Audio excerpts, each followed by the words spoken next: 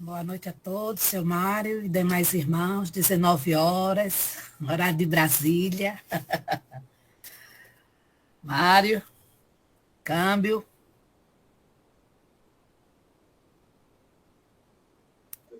Oi, boa noite a todos.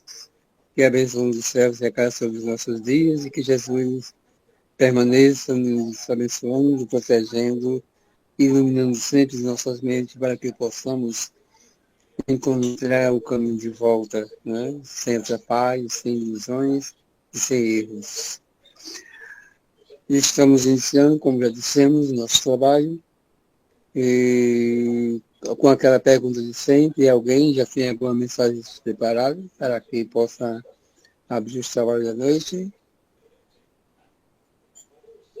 Uma mensagem respectivamente à Posso prece. fazer Alguém aqui, se identifica? rapidinho. Oi? Posso fazer aqui. Ok, à vontade, viu? Então, do livro Vigiai e Orai, do irmão José. Rasga a lista. Preocupa-te cotidianamente com o bem dos semelhantes. Esquece-te nas tuas dores e nas tuas mágoas. Rasga a tua lista de queixas e enumera os benefícios que tem recebido. Quem se lamenta em excesso, seja qual for a natureza da angústia, que exterioriza em palavras, não tem razão. Daqueles que te inspiram menor simpatia, no entanto, estão sempre cruzando em teus passos. Daqueles com os quais muitas vezes nunca dialogaste, mas vivem comentando a teu respeito. Daqueles que te invejam por te suportarem, por te suporem ser o que não és. Daqueles que indiretamente feristes e não te ofereceste instante de reconciliação. Daqueles que torcem inexplicavelmente para teu fracasso. Daqueles, enfim, que, induzindo-te a desmenti-los, te motivam a ser melhor do que és. Então, que rasguemos a lista, né, dessas pessoas e sigamos os nossos passos à frente. E como ele disse no início, né, sempre orares, lembraste dos teus desafetos, assim como nos ensinou Jesus. Seu Mário. A prece. Quem faria, por favor, a oração, a reza? Posso fazer. Então, vamos elevar o nosso pensamento a Deus, nosso Pai, ao nosso irmão de todas as horas, Mestre Jesus, a nossa veneranda Mãe Santíssima, a espiritualidade amiga. Agradecemos por esse banquete espiritual, que ainda envolvido, Senhor, na mensagem trazida na noite de hoje, que possamos refletir em tudo aquilo, Senhor, que nos terá trazido. Te pedimos, mestre, que envolva aqueles nossos irmãos que não puderam participar, ou que ainda por algum motivo estão chegando na nossa reunião, que eles sejam amparados, protegidos, iluminados pela tua mente, pelo teu amor, pela tua misericórdia. Pedimos também, Senhor, que tu deis sabedoria à nossa irmã, que fará o estudo da noite de hoje. E a cada um de nós, Senhor, ser consciente no nosso lar, que a tua luz possa, Senhor, penetrar em todos os lares, aqueles que julgam ser nossos inimigos, que nós não acreditamos nisso porque confiamos no teu amor. Envolve a todos nós, Senhor, nessa noite de paz, de estudo, de fraternidade, que possamos, Senhor, adquirir esse conhecimento através da nossa doutrina querida que nos esclarece. Em teu nome, Pai querido, amado, ao nosso médico dos médicos Jesus, a espiritualidade amiga, é que damos início, Senhor, no estudo da noite de hoje, na tua doce e santa paz. Que assim seja. Que assim seja, conforme já disse a nossa irmã, iniciamos o trabalho da noite de hoje, a nossa palavra quem vai apresentar o facilitador, a facilitadora da noite de hoje. Reapresentando, né? É você, né? Sim, Pega, senhor. fica à vontade, você mais. Parabéns, seu Mário. Obrigada. Boa noite a todos. Sejam todos bem-vindos, quem já estava e quem está chegando. Né? A gente hoje recebe novamente, né, na nossa casa, né, não deixa de ser, Elvira Rios, que atualmente ela é trabalhadora da Sociedade Espírita Francisco de Assis de Amparo aos Necessitados, que é a Cefam, localizada em Ponta Grossa, no Paraná. Elvira, ela é natural da Bahia e mais de 30 anos vem trabalhando com dedicação nos estudos, nas reflexões doutrinárias e nas atividades de divulgação da doutrina espírita, sempre com muito carinho e compromisso com os ensinamentos de Jesus e Allan Kardec. Que a exposição de hoje, Senhor, possa nos tocar o coração e fortalecer nossa fé e entendimento dos ensinamentos que serão trazidos na noite de hoje. Então, Elvira, passo a palavra a você, votos de um bom trabalho, e a palavra é sua. Boa noite, obrigada aí, Su e toda a equipe, obrigada a todos que estão aí. Então, vamos a mais um capítulo, né, desse livro. Como todo mundo já me conhece, né, coisa de professor, eu gosto de trazer o livro mesmo, porque eu sei que muita gente não leu, se esqueceu, leu antes, né, pegou um áudiozinho, leu um pedacinho, então eu gosto de trazer. Porque o nosso estudo é um estudo simples, um estudo, né, a gente não faz dar grandes saltos, a gente quer ler, compreender, juntar com os nossos conhecimentos dessa jornada, de tantas que já tivemos, né? Então, não é um estudo de expertise, é um estudo da gente ir burilando mesmo, mexendo na gente, aquilo que nos incomoda, aquilo que nos fascina, aquilo que a gente sabe, aquilo que a gente acha que sabe, um pouquinho. Então, aqui é um estudo da gente unir forças, tá bom? Eu queria, inicialmente, relembrar um pouquinho, né? Um pouquinho só, rápido, fazer um resumo aí. Então, a gente já teve o primeiro capítulo, né, que é a introdução, que nosso amigo Alberto trouxe há 2 semanas atrás. Alcione trouxe o primeiro capítulo. Então, vamos lembrar quem é Irmão Jacó, né? Irmão Jacó, eu lembro que algumas palavrinhas que Alberto trouxe, mas eu lembrei tudo, então fui botando ali.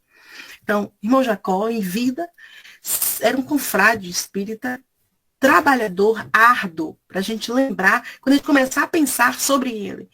Ele era um trabalhador árduo, era um homem que fazia caridade, um homem que até no leito de morte, ele ainda fazia benevolência. Quem quiser pegar um pouco da sua biografia, tem, né, no site da Federação Espírita, Frederico Figner.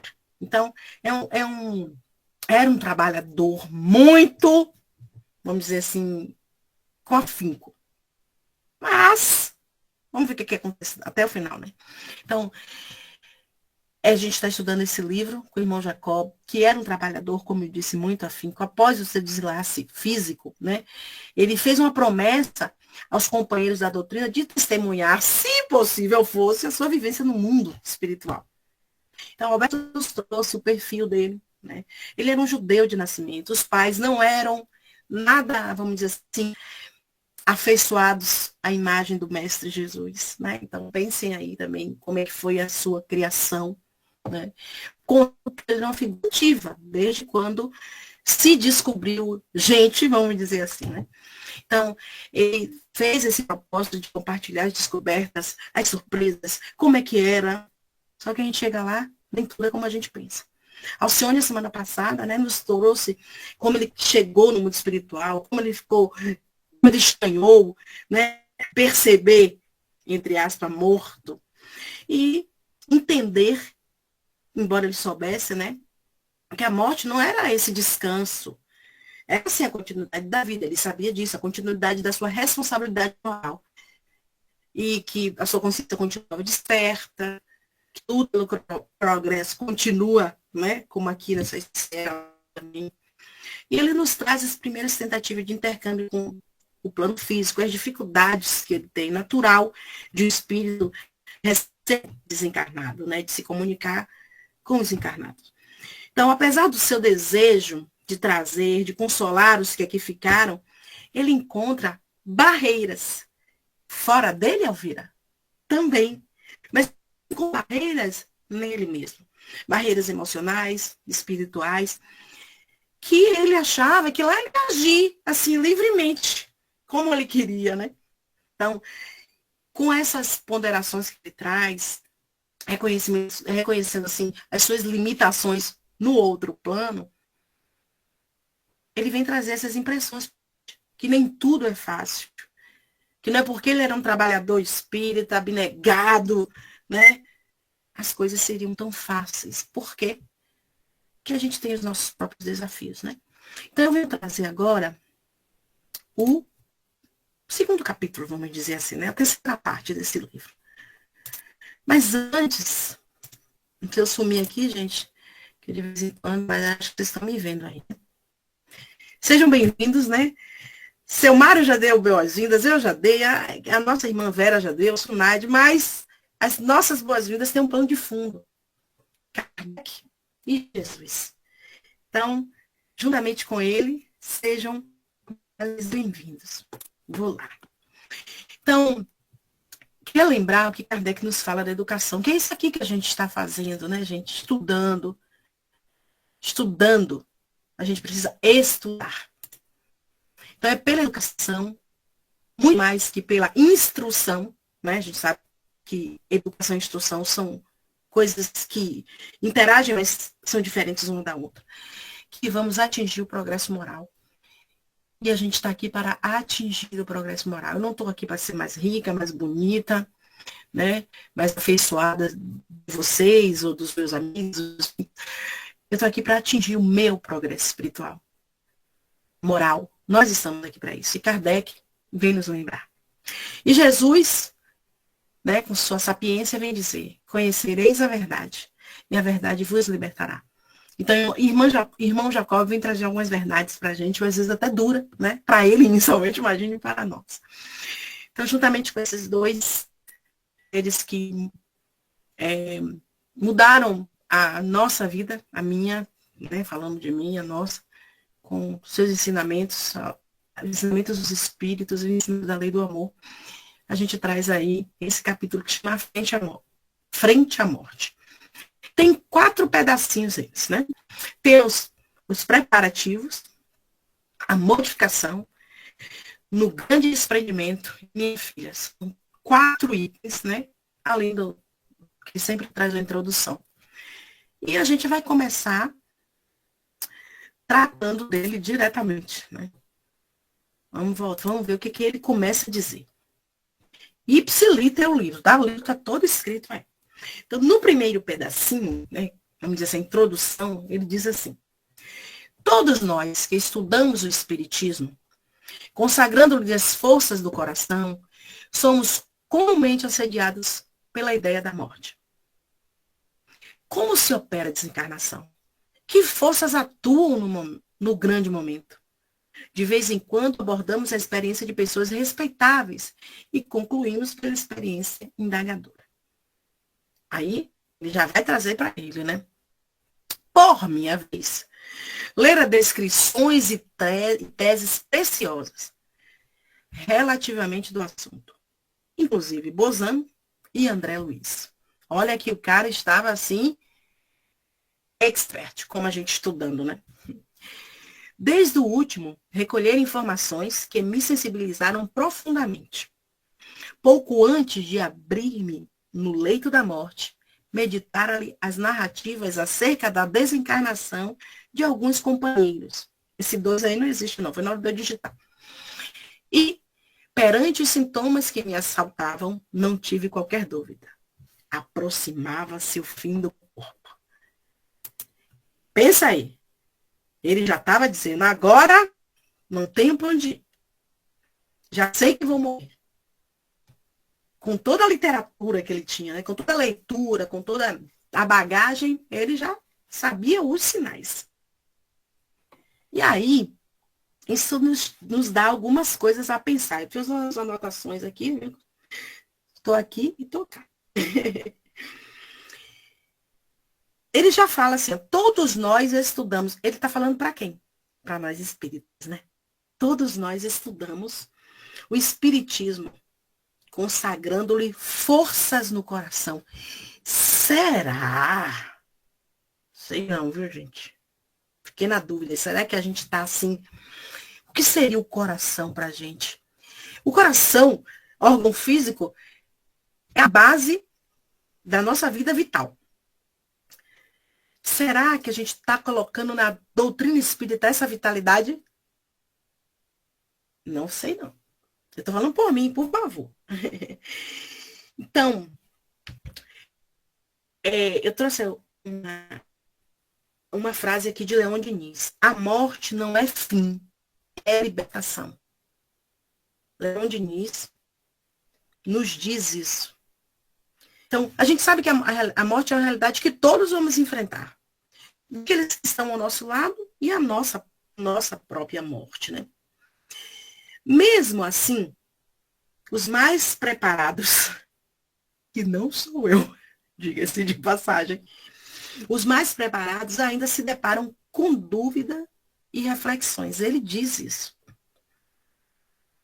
Né? Por mais que a gente se prepare aqui estudando, a gente sempre vai se deparar, assim como o irmão Jacob, com essas dúvidas, com essas reflexões e, grifo meu, com esses medos. Porque eu também tenho os meus receios, né? Então, o irmão Jacob, ele cita aí Bozano e André Luiz, ele reconhece que mesmo estudando pessoas que trazem teses sobre desencarnação, sobre a morte, sobre a vida além, né, da vida, mesmo assim, ele diz, né, ele reconhece que mesmo estudando, há sempre dúvidas, há sempre novos elementos que não estavam ali.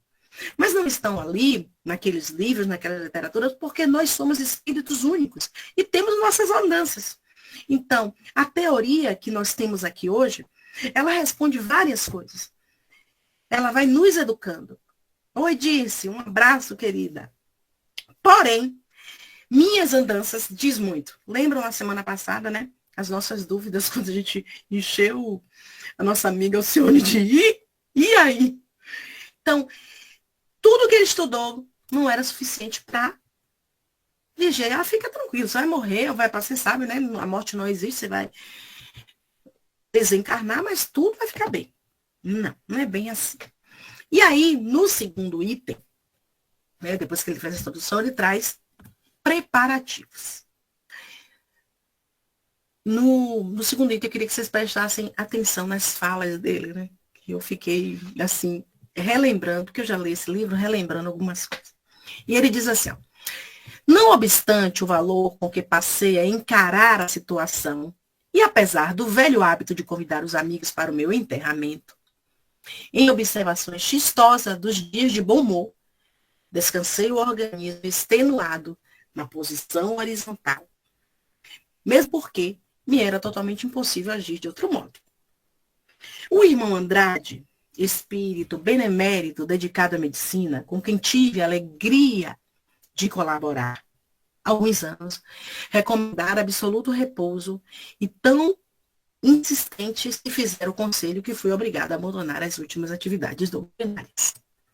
Então, ele ainda estava encarnado. O repouso físico, porém, agravava-me a preocupação mental.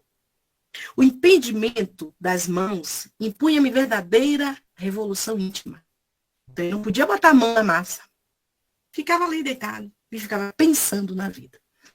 No silêncio do quarto, os pensamentos com que me invadiam do cérebro, postando-se ao meu lado, a argumentarem comigo. Alguns em posição simpática, outros em atitude adversa. Velho Jacob, proclamava no fundo. Você agora deixar as ilusões da carne, viajar de regresso à realidade, prepara-se. Que possui a bagagem. Não se esqueça de que a justiça tudo vê, tudo ouve, tudo sabe. Então, eu estava preocupado, né, gente? E se agora tivéssemos na situação de irmão Jacó, estaríamos com consciência limpa? Male-male ou totalmente suja? Já me perguntei, nem vou dar resposta a vocês, tá? Nem adianta. Nem adianta. E também estou preocupada, viu, Fernando? Então vamos lá. Continuando. Por vezes, impunha recursos. A consciência compelia-me a retroceder os problemas nos quais funcionara com desacerto. Todavia, buscava atenuantes às próprias faltas. Alegar incertezas imperativos da vida. Às vezes eu faço isso. Quando a dor me vem, eu digo, mas Senhor, eu vou fazer a palestra hoje de noite, alivia aí, viu? Ó, bônus hora. Então ele estava preocupado, né? É a mesma hora que ele dizia, ai meu Deus, mas eu não fiz isso. Ah, mas teve outras coisas que eu fiz de assim. E ele continua. Confesso, no entanto, que as incursões dentro de mim mesmo angustiavam-me o ser. Se a vigília se tornava menos agradável, o sono fizesse-me doloroso. Não chegava a penetrar a região dos sonhos, dispondo-me a dormir. Supunha ingressar num modo inabitual do ser, em que a verdade se me patenteava com mais clareza. Via-me noutra paisagem, noutro clima, antes conhecido e desconhecido, qual se estivera perante uma enorme multidão de pessoas desejosas de se fazeres compreendida por mim. Então, gente, ele não estava tranquilo. Lembra que eu falei que ele era um abnegado trabalhador? Gente, se ele não está tranquilo, imagina a gente, hein? Mas vamos seguir. Só para lembrar, nos últimos dias que antecedeu ele cair na cama, né, de vez, ele passou os dias distribuindo donativos a instituições de pessoas pobres, né? E sempre pensando no bem dos outros, né? Sempre. Ele trabalhou mesmo doente em cima de um leito. Só para lembrar. E ele ainda estava meio que... E aí ele fala, de outras ocasiões, minha memória recusava no tempo. Revia situações alegres e tristes, confortadoras e embaraçosas, se há muito extintas. Novamente, no corpo exaustos, sentia extremas dificuldades para reter as imagens e descrevê-la. O cérebro acusava a vida intensa, mas no serviço de comunicação com o exterior, sentia-me esgotado, tal qual um limão espremido. A fé preparava-me o espírito, mas ante a grande transição. Todavia, os receios avultavam, as preocupações cresciam sempre. Vou voltar aqui as minhas anotações. Então, gente, olha, mesmo com essa convicção espiritual que ele tinha aqui, né, ainda, ele estava num momento de profunda angústia e profunda revisão moral. Uma vez eu li, eu acho que todo mundo sabe essa frase, né, que nos hospitais, que se as paredes dos hospitais falassem, é lá que estão as maiores preces. Né? Diz que tem mais preces nas paredes dos hospitais do que nas paredes de uma igreja, de um centro espírita, de um centro, de qualquer que seja, né? De um próprio cemitério. Porque no leito da morte, na hora de um perigo, mesmo que a gente volte, a gente acha que está indo, a gente começa a fazer essa revisão de vida. Né? Então, mesmo o espírito sabendo que ele era da doutrina há tantos anos, ele foi trabalhador da Federação Espírita do Brasil, né? da nossa Federação Espírita. Ele ainda estava na dúvida. Tamanha, né, a confusão que ele estava nesse momento, o medo. Vera, imagina. E aí, mesmo, né, Joana de Ângeles, por exemplo, afirma que a morte é um retorno ao lar. Entretanto, muitos partem como se estivessem sendo expulsos do paraíso. Então, Jacó, ele está lá dialogando com a própria consciência dele. Né? Pensando, angustiado. Mesmo ele tendo a certeza, como Joana nos diz, que é um retorno ao lar, ele se sente expulso para algo que ele nem sabe ser melhor. Será que a gente é espírita assim? Eu fiquei pensando, eu digo, gente do céu. Ele estava com medo, gente. E que bom que ele voltou para dizer que pode ter medo. Não é ruim ter medo. Né? Quando as pessoas, Elvira, você não tem medo da mãe? Eu tenho, minha filha. Não, ainda não estou nesse patamar, nesse degrau evolutivo. Eu tenho. Eu acredito que lá é uma continuação da vida. Mas na minha pequenez humana, eu tenho medo sim. E você tem medo de quê? De que eu tenho medo da dor. Da dor de quê? Da morte. Da forma. Porque eu não vou fechar o olho, vai abrir a porta e vou ver minha avó. Ai, não, minha irmã. E ainda tem as outras dúvidas. O desaforo que eu disse ao senhor Adalberto. No dia que eu mandei o seu Mário embora, eu digo, seu Mário, vai embora, porque eu tô com dor de cabeça. Mentira, que esse tio fez. E por aí vai, gente, porque as nossas dívidas, elas começam nas pequenas coisas. O que a gente só quer enxergar grande, né? Então, assim, não é mesmo Joana dizendo, né, que a gente parte daqui como se fosse expulso do país, a gente sabe que a gente está no mundo de provas e expiações, né? Tem hora que as pessoas que fazem assim, Elvira, vem cá, a gente está no mundo de regeneração. Quando é que começa? Eu digo, minha filha, eu não sei nem quando termina, então a gente está no meio. Olha, foram séculos da gente lá bem ignorante até aqui, eu já andei tanto tempo. Olha a história, então não me procura saber, não. Daqui a pouco a gente está só no iniciozinho, e a gente falando que tá melhor, tá melhor. Mentira, eles estão um passozinho à frente desse mundo, né, de regeneração. Então vamos lá. E aí, depois desses preparativos, a gente chega no item que é a modificação.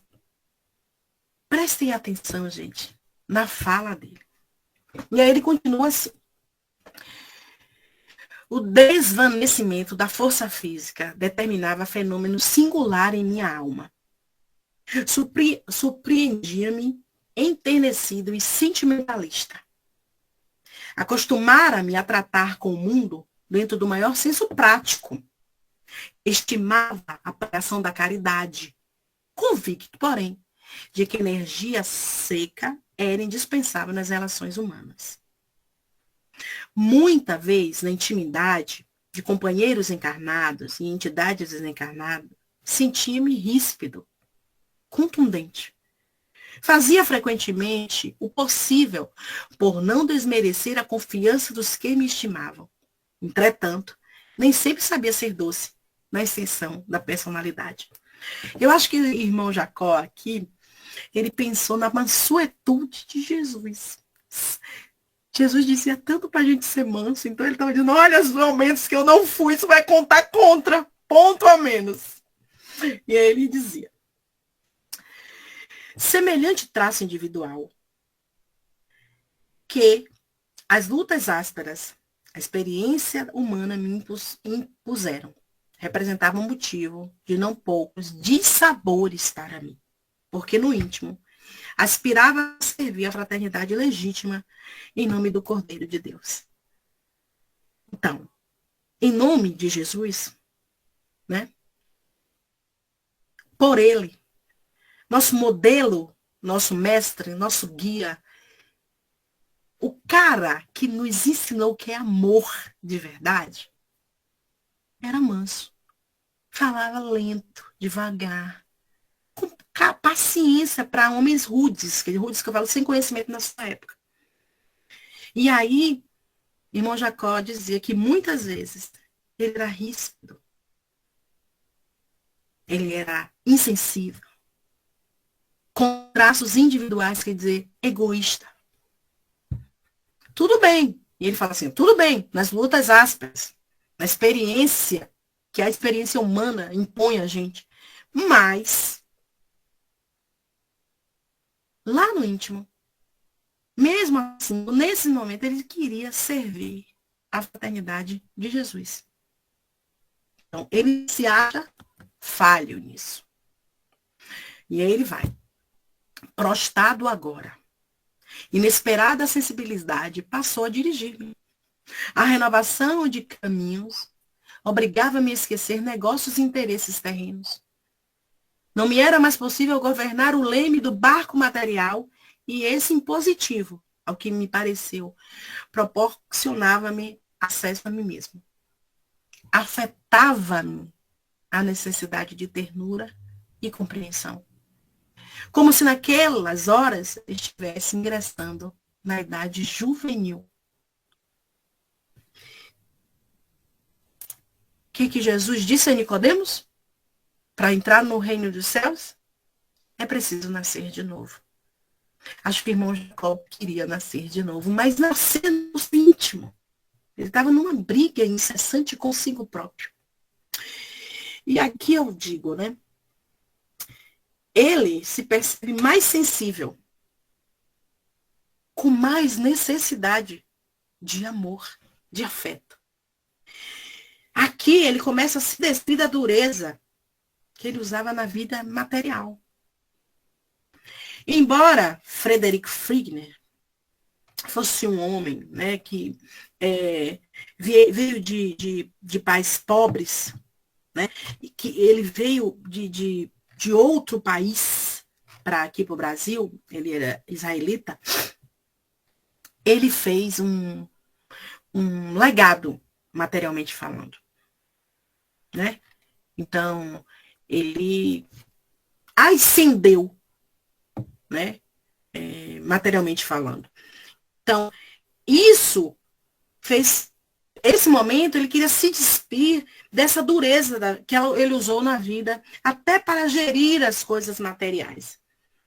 E aí ele é como se ele quisesse retornar à sua essência. E aí eu trago uma mensagem, uma frase de Emmanuel. Emmanuel nos diz assim: na morte, não se improvisam qualidades que não cultivamos na vida. Isso me amedronta. E acho que alguns também, né? Então, na vida, na morte, não se improvisam qualidades que não cultivamos na vida. Era uma preocupação de Jacó. E ele continua. O homem, na ativa humana, obrigado a defender-se, a preservar o bem dos que lhe eram caros, através de 1000 modos diferentes, estava passando. Quanto a isto, a morte gradual era uma realidade. Descobria-me, afinal. Não era eu mais um homem comum, reclamando socorro e carinho.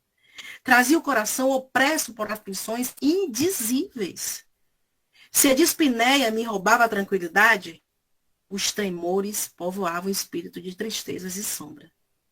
Jamais experimentara antes tamanha sensação de exílio e deslocamento. Né?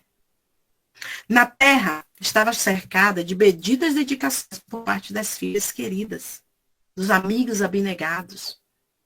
E a rigor não se seduziu o regresso da juventude do corpo. Seria saudades do além um fator determinante da inquietude que me martirizava? Talvez não. Reconhecia os meus títulos do homem imperfeito de que, modo algum, deveria sonhar com o paraíso. Esperava-me naturalmente laborioso futuro em qualquer parte. No entanto, ansiedades dolorosas pesavam-me na alma abatida. Eu, que fazia guerra às lágrimas, reconhecia-lhes agora um sumo poder. Representavam-se-me nos olhos com frequência, quando a sós me entregava a longas meditações. Orava fervoroso, mas, ao correr da prece solitária, sentimentalizava-me qual criança.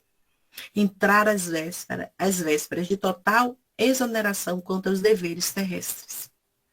Via-me prestes a deixar um ninho planetário que me obrigava por dilatados anos. A que porto demandaria? E aí, gente? Para onde é que ele iria? E todas essas sensações. Novamente, eu quero lembrar o que Emmanuel nos diz. No leito da morte, não dá para a gente improvisar as nossas qualidades, as nossas mudanças morais, que a gente não cultivou ao longo da vida.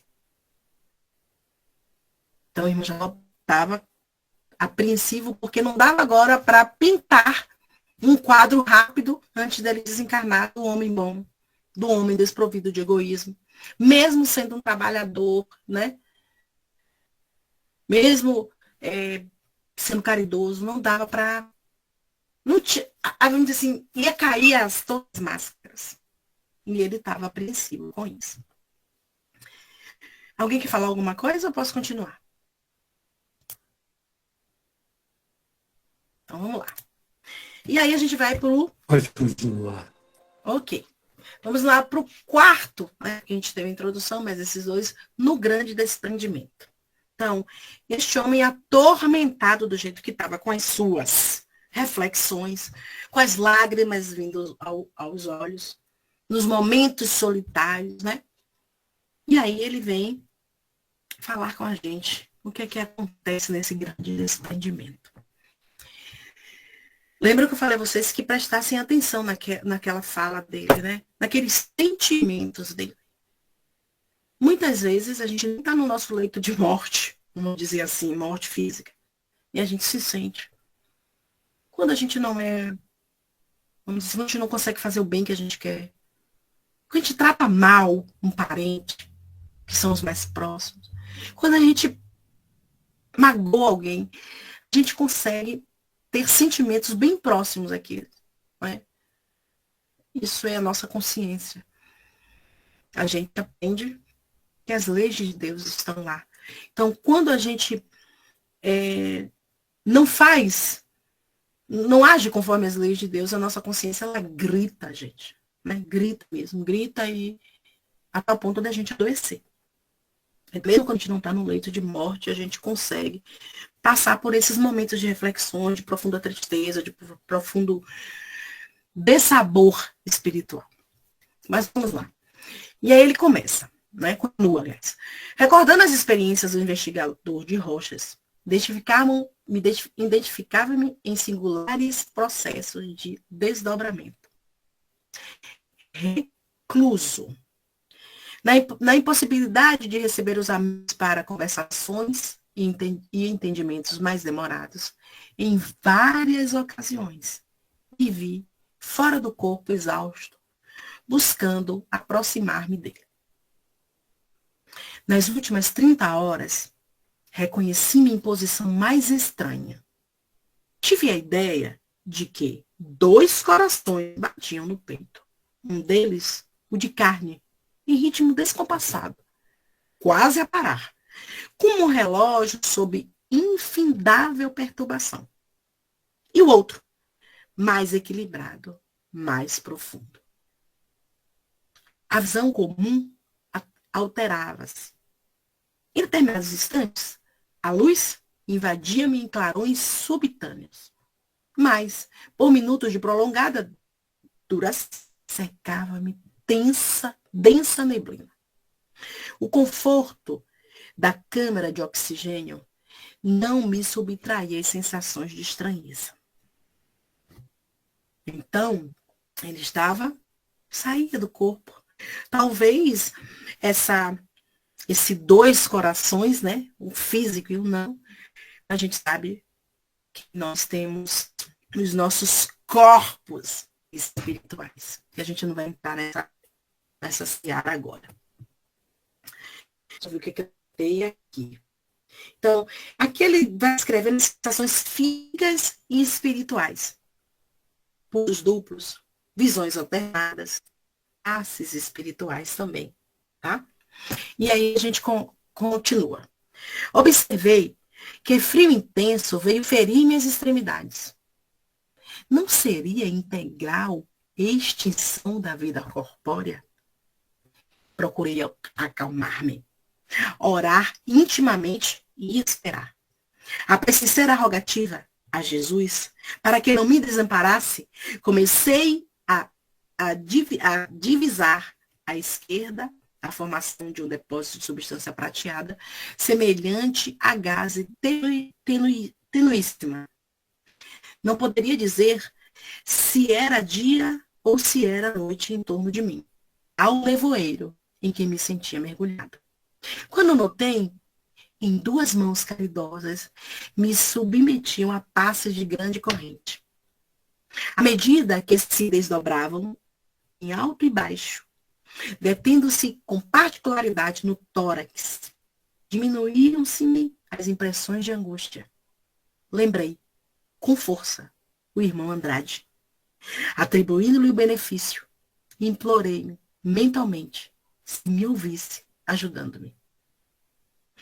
Qual se estivesse sofrendo melindrosa intervenção cirúrgica sob a máscara pesada? Ouvi alguém me confortar. Não se mexa. Silêncio, silêncio. Concluí que o término da resistência orgânica era questão de minutos. Então, ele começa, né? Os passes espirituais é como se fosse para ajudá-lo ao desprendimento do corpo. E eu queria também trazer um parágrafo de André Luiz.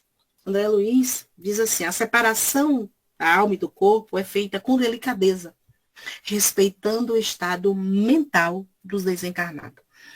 Então, lembrando que não há um desenlace assim, cortou. Né? A gente precisa fazer todo o ciclo, todo o espiral do final da vida material, né? Para a gente começar a nova roupagem no mundo espiritual. E aí ele continua. Não se estendeu o alívio por muito tempo. Passei a registrar a sensação de esmagamento no peito. As mãos do passista espiritual concentravam-se agora no cérebro. Demoraram-se quase 2 horas sobre o contorno da minha cabeça. Suave sensação de bem-estar voltou a dominar-me, quando alimentei abalo indescritível na parte posterior do crânio. Não era uma pancada. Semelhava-se um choque elétrico de vastas proporções no íntimo da substância cerebral. Aquelas mãos amorosas, por certo, haviam desfeito algum laço forte que me retinha no corpo de carne.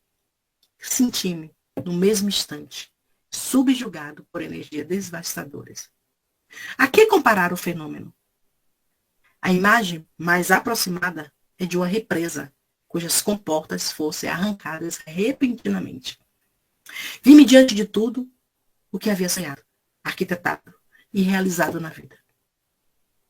Insignificantes ideias que emitira, tanto quanto meus atos mínimos, desfilavam, absolutamente preciosos, ante os meus fixos, como se me fossem revelados de roldão, por estranho poder, numa câmara,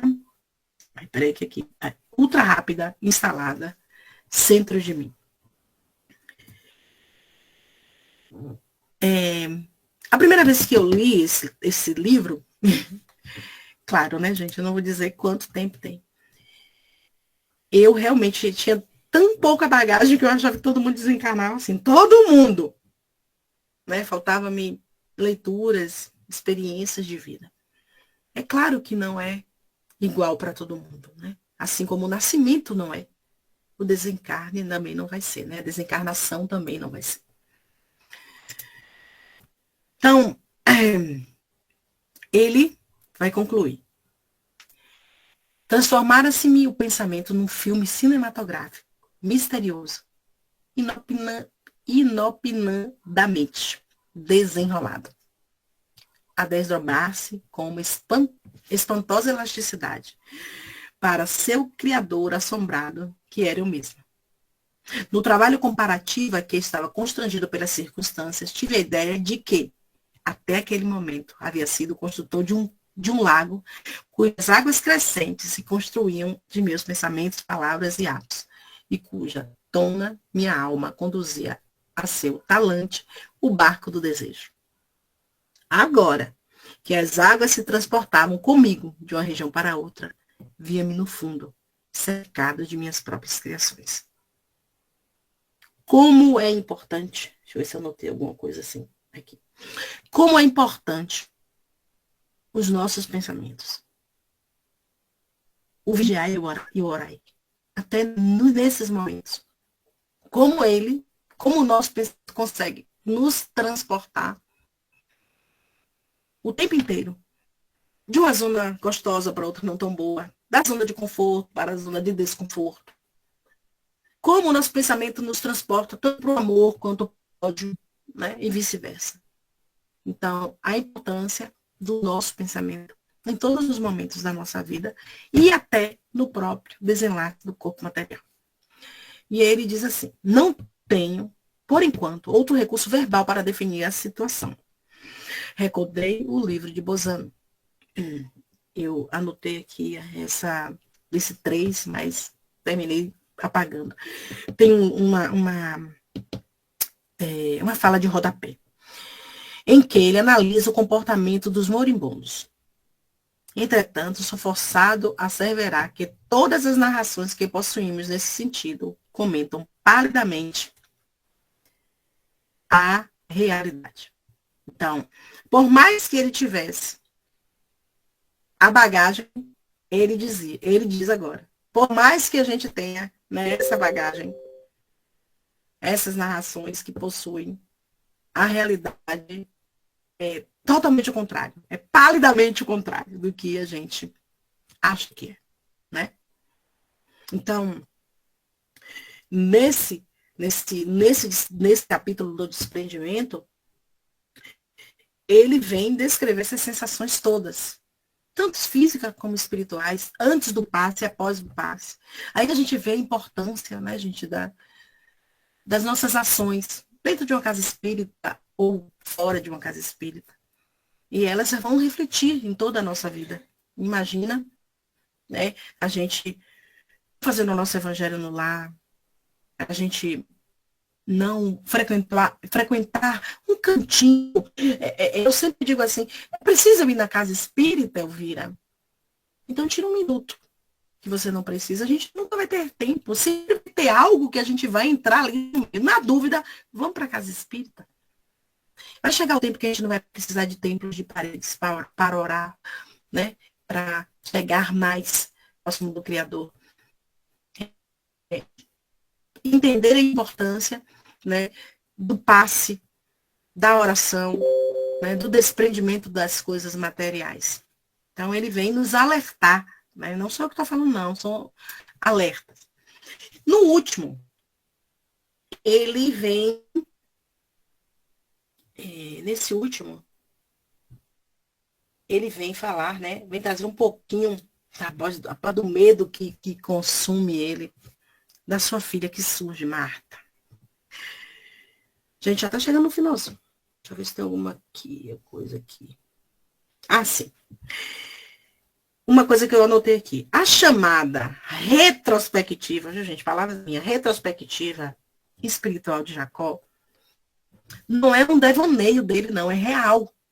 Essa retrospectiva é real. Embora, muitas vezes, a gente vai ver no decorrer dos outros capítulos, embora tenha esse mister, né, de sensações, é real. Jacó vê sua vida como um filme. Nada se perde, tudo é registrado, né? E aí eu trago também outra frase de Emmanuel. A memória espiritual é o grande que ninguém rasga. Então, tudo que ele passa é real, não é fruto da sua imaginação. Todas essas sensações físicas e espirituais, antes do passe e pós-passe, né, são reais. E a gente vai vendo essas descrições no decorrer do livro. Então, vamos lá. Minha filha, é o último item. Observando-me relegado às próprias obras, por que não confessar, né? Senti-me sozinho e amedrontei-me. Esforcei-me por gritar, implorando socorro. Porém, os músculos não mais me obedeceram. Busquei abrigar a peste, mas o poder da coordenação escapava-me. Não conseguia precisar se eu era o homem a morrer ou a bater-me em substância desconhecida, sob extremo nevoeiro. Naquele intraduzível conflito, lembrei mais insistentemente o dever de orar nas circunstâncias mais duras. Rememorei a passagem evangélica em que Jesus acalma a tempestade perante os companheiros espavoridos, rogando ao céu salvação e piedade, né? Quando estava lá no barco e todos gritavam, E Jesus, né, diz homens de pouca fé. E continua. Forças de auxílio dos nossos protetores espirituais, irmanadas à minha confiança, suscitaram as perturbações. Então, aquela perturbação que ele estava, né? Como diz ele assim, ó, que ele não sabia se ele era um homem morrer, um náufrago a debater-se. Nessa chega forças de auxílio dos nossos protetores espirituais. Né? E aí ele continua. Braços vigorosos, não obstantes, invisíveis para mim, como se me reajustassem no leito. Aflição asfixiante, contudo, oprimia o íntimo. Ansiava por libertar-me. Chorava conturbado. Fugido ao corpo desfalecente, quando em luz se fez perceber. Em meio ao suor compioso, lobriguei minha filha Marta a estender-me os braços. Estava linda como nunca. Intensa alegria transbordava-lhe do semblante calmo. Avançou carinhosa. Enlaçou-me o busto e falou-me terna aos ouvidos. Agora, paizinho, é necessário descansar. É emocionante, né?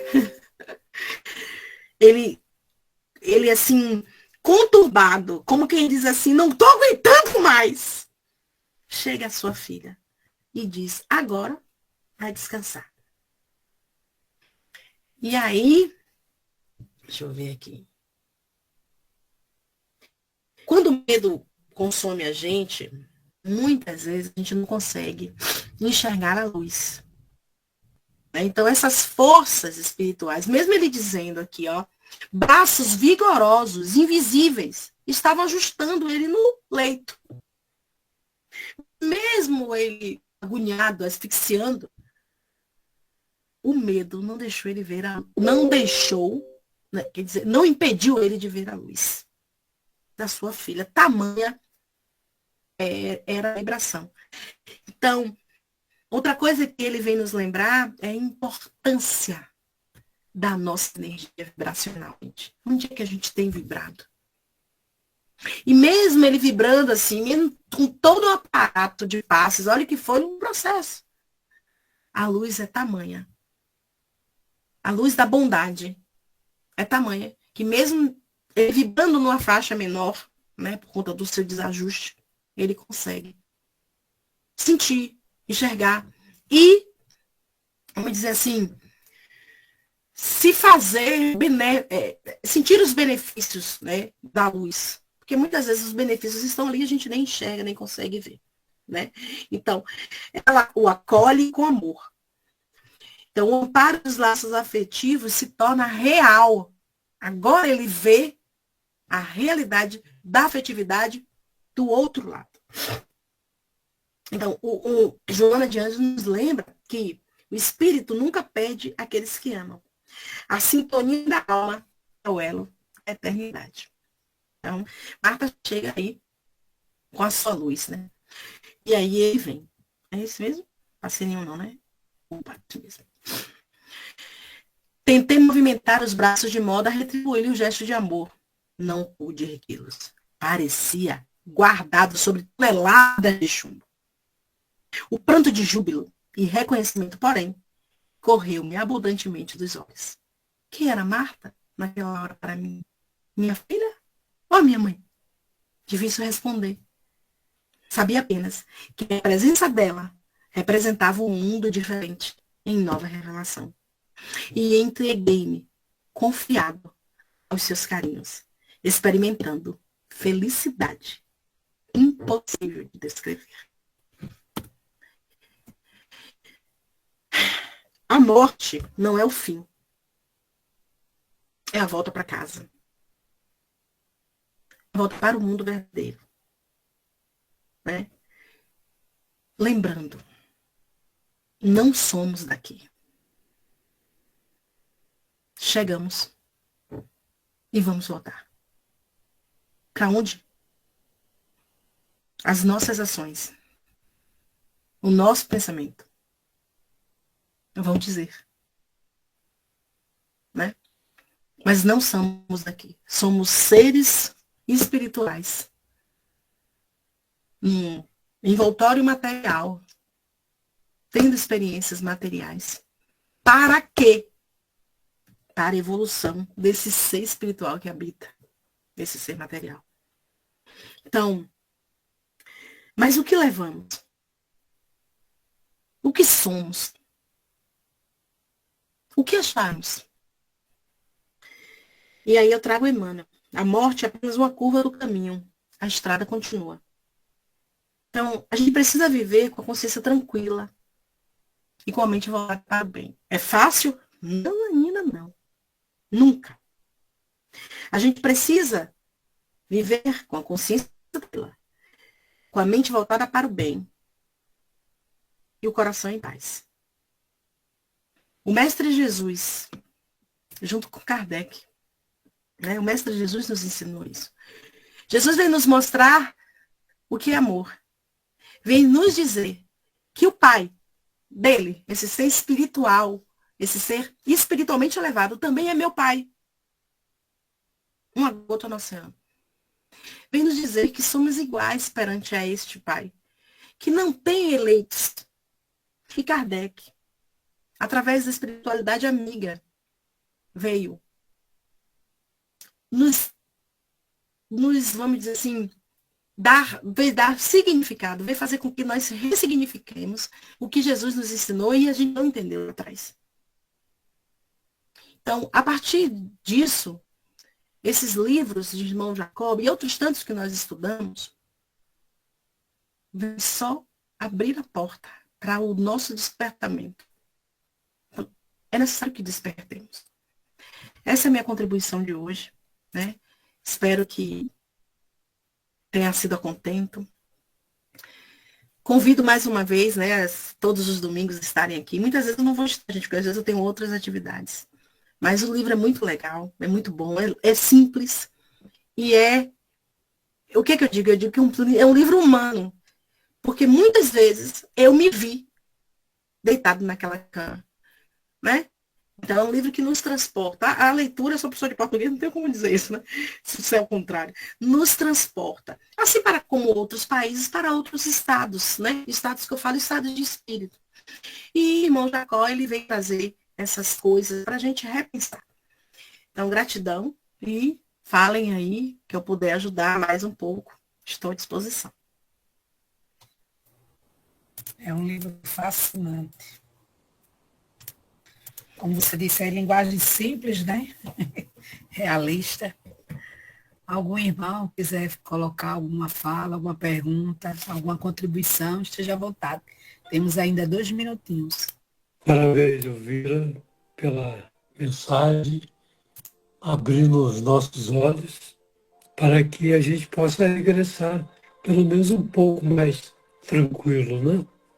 E olha que a bagagem do irmão Jacó é grande, é imensa, é inimaginável, está ainda fora do meu alcance em particular.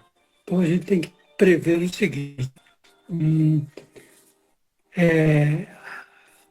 que a prática de alguns atos de solidariedade não vão nos manter quitados com a lei, não é verdade?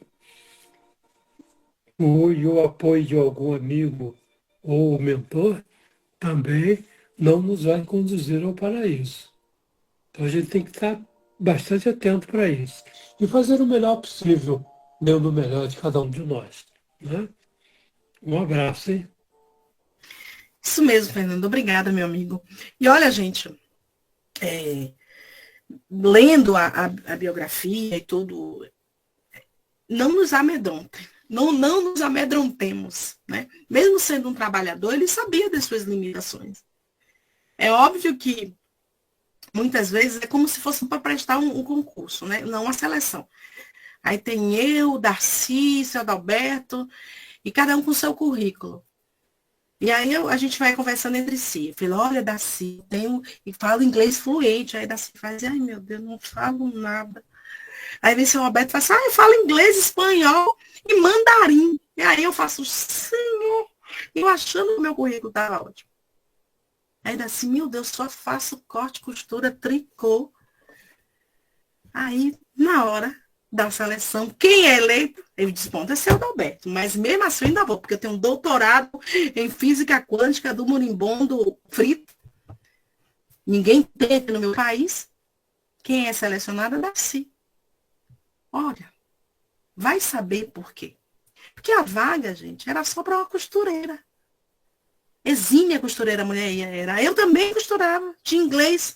Seu Adalberto, ótimo costureiro. Tinha francês, mandarim. Mas a experiência, né? O amor. A forma de pegar na agulha. Ela chegou lá e deu um beijo na máquina. A máquina falou, eu dei 2 tapas. Vai! Funciona. Então, mesmo com esse currículo do irmão Jacob, não nos amedrontemos e vamos adiante, né? Vamos que ir adiante. Obrigada, Alberto. Eu que agradeço, meu amigo, sua paciência. Vamos lá. Ele fez uma pergunta aqui. Como podemos ter medo da morte se já reencarnamos, desencarnamos várias vezes? Meu irmão, e aquela lei que veio para a gente esquecer tudo? Fica onde? Gente, a gente estuda há muito tempo, né? A gente não está estudando só esses poucos anos que temos aqui, a gente já estuda há tempo. Só que o próprio Cristo disse que nem tudo seria revelado.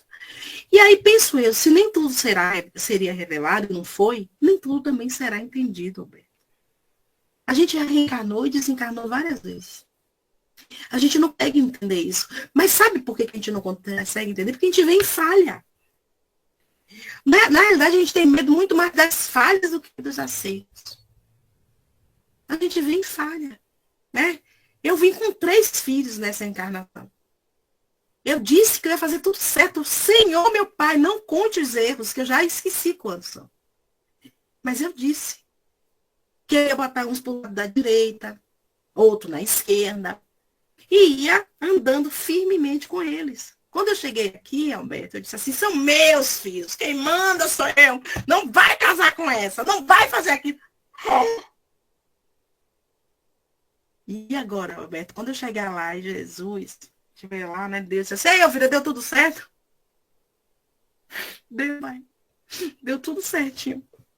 Eu disse que era meu, achava que era meu, mandava dizendo que era meu, quis mandar nas escolhas dele, mas eu consegui. Elvira, você fez isso 3 encarnações atrás, minha filha.